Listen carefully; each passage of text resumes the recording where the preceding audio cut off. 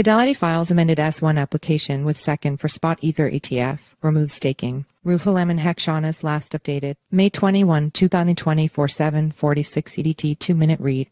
Asset manager Fidelity has made an amended S-1 application to the United States Securities and Exchange Commission second for its spot Ether exchange-traded fund ETF. The updated application specifies that the underlying Ether tokens of the ETF will not be staked, according to recent reports. S-1 filings are mandatory registration forms, required by the second for launching publicly traded securities products in the United States. Second might Greenlight Ether ETFs. This filing comes in the wake of reports suggesting that the second has reversed its stance on spot Ether ETFs, potentially influenced by political pressures. As a result, the Commission has reportedly requested ETF issuers to revise their 19.4 filings. The upcoming deadline for the second's decision falls on May 23, specifically for VanEck's Ether ETF proposal. While senior Bloomberg ETF analyst Eric Balchunas has increased the likelihood of approval to 75%, up from the previous estimation of 25%, this specifically applies to the 19.4 form. However, approval for Ether ETF issuers also necessitates the acceptance of their S-1 filings, as highlighted by Bloomberg ETF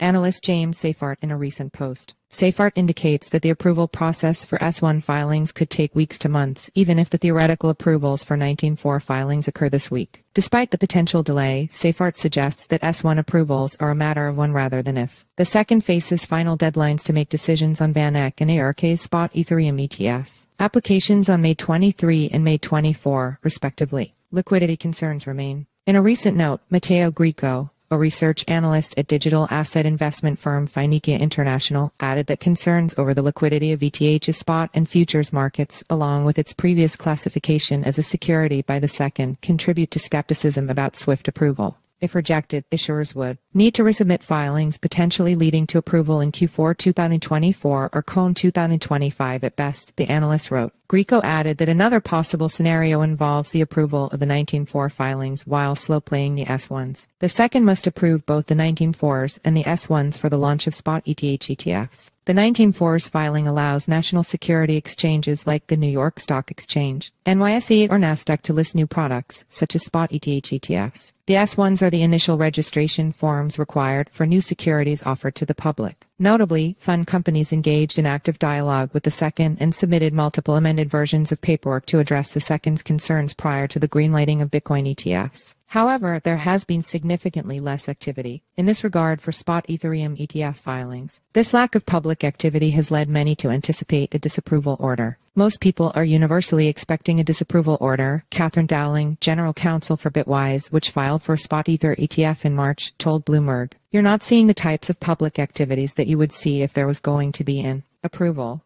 Follow us on Google News.